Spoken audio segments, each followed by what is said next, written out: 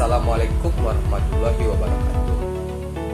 Perkenalkan, nama saya Abazli Fakri dengan NIM 21053132. Konsentrasi Ekonomi Koperasi, Departemen Pendidikan Ekonomi.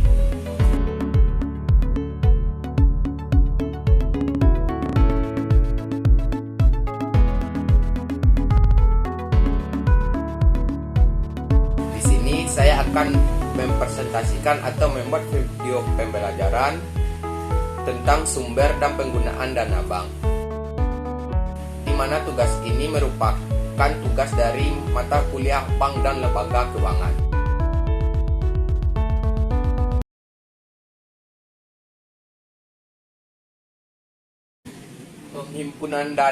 Penghimpunan dana bisa juga dikatakan sebagai proses pencarian sumber dana bank.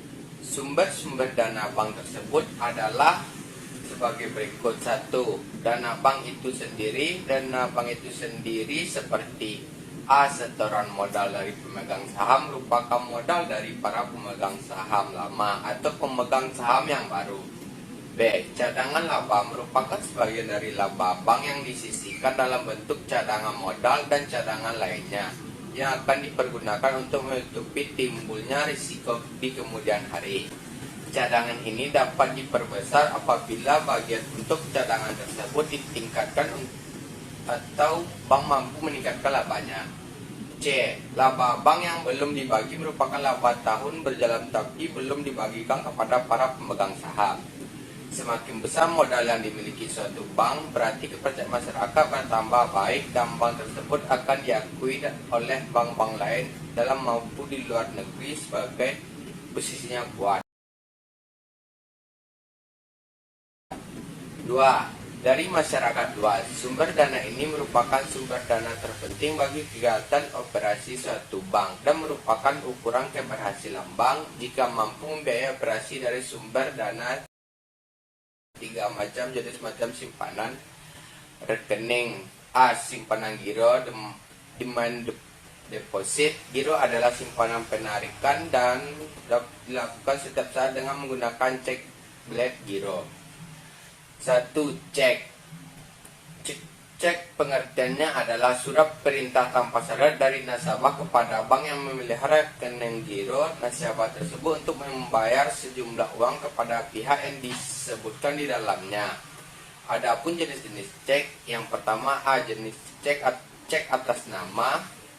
B. Cek atas unjuk.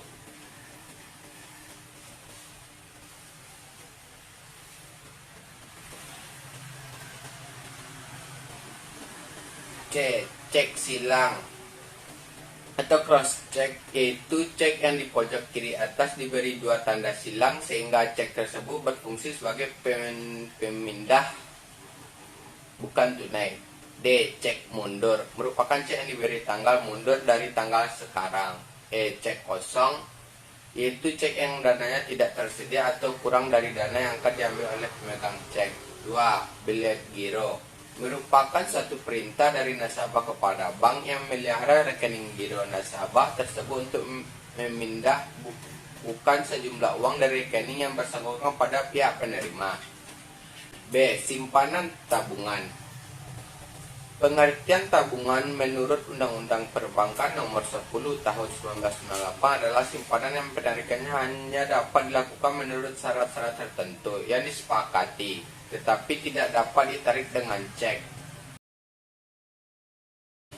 1. Buku tabungan, yaitu buku dipegang oleh nasabah, di mana berisi catatan saldo tabungan, penarikan, penyetoran, dan pembebanan yang mungkin terjadi. 2. Slip penarikan, merupakan formulir penarikan di mana nasabah cukup menulis nama, nomor rekening, jumlah uang, serta tanda tangan nasabah untuk penarikan sejumlah uang. Slip penarikan ini biasanya digunakan bersama dengan buku tabungan. 3. Kwitansi, merupakan bukti penarikan yang dikeluarkan oleh bank yang fungsinya sama dengan slip penarikan, di mana tertulis nama penarik, nomor penarik, jumlah uang, dan tanda tangan penarik. Alat ini juga dapat digunakan secara bersamaan dengan buku tabungan. 4. Kartu plastik merupakan sejenis kartu kredit yang terbuat dari plastik yang dapat digunakan untuk menarik sejumlah uang dari tabungan, baik bank maupun di mesin ATM. C. Simpanan deposito. Time deposit. Deposito adalah simpanan yang penarikannya hanya dapat dilakukan pada waktu tertentu berdasarkan perjanjian nasabah penyimpanan dengan bank. Adapun jenis-jenis deposito yaitu yang pertama deposito berjangka panjang. Simpanan pihak ketiga dalam rupiah maupun valuta asing yang diterbitkan atas nama nasabah kepada bank dan dilakukan dalam waktu tertentu menurut perjanjiannya antara penyimpanan dengan bank yang bersangkutan. Simpanan berjangka termasuk deposito angkal yang jangka waktunya relatif lebih singkat. 2. Sertifikat deposito dapat diperjualbelikan. Deposito berjangka yang bukti simpanannya dapat diperdagangkan yang juga merupakan surat pengakuan hutang dari bank dan lembaga keuangan, bukan bank yang dapat diperjualbelikan dalam pasar uang. 3. Deposito on call. Simpanan pada bank yang pengambilannya dapat dilakukan sewaktu-waktu, tetapi sebelum melakukan pengambilan pihak penyimpanan harus memberitahukan kepada dan melakukan pengambilan kepada bank. 3. Dana yang bersumber dari lembaga lain dan dana digunakan untuk membiayai dan membayar transaksi tertentu. Perolehan dana dari sumber ini antara lain: A. Bantuan likuiditas Bank Indonesia, merupakan kredit yang diberikan Bank Indonesia kepada bank-bank yang mengalami kesulitan. B. Pinjaman antar bank. Pinjaman ini diberikan kepada bank-bank yang kalah clearing di dalam lembaga clearing yang tidak mampu untuk membayar kekalahannya. C. Pinjaman dari bank luar negeri. Surat berharga yang dikeluarkan oleh bank umum dan hanya dibeli oleh Bank Indonesia dengan nilai nominal yang cukup besar. Tujuan adanya SPBPU ini adalah meningkatkan likuiditas bank umum dan untuk menekankan laju inflasi. Penggunaan dana bank untuk di dua prioritas. Pertama adalah dana bentuk cadangan. Likuiditas dari cadangan primer dan sekunder. A. Cadangan primer dimaksudkan antara lain untuk memenuhi ketentuan likuiditas wajib minimum dan untuk keperluan operasi bank sehari-hari. B. Cadangan sekunder digunakan untuk memenuhi kebutuhan likuiditas yang jangka waktunya diperkirakan kurang dari 1 tahun.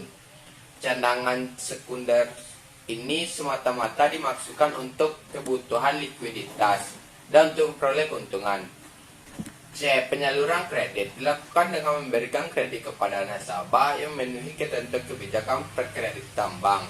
D. Investment merupakan penanaman dana dalam surat-surat berharga jangka panjang. Tujuan penggunaan dana ini semata-mata untuk memaksimalkan penghasilan. Sekian presentasi atau video pembelajaran yang dapat saya sampaikan. Jika ada salah dan janggal mohon dimaafkan.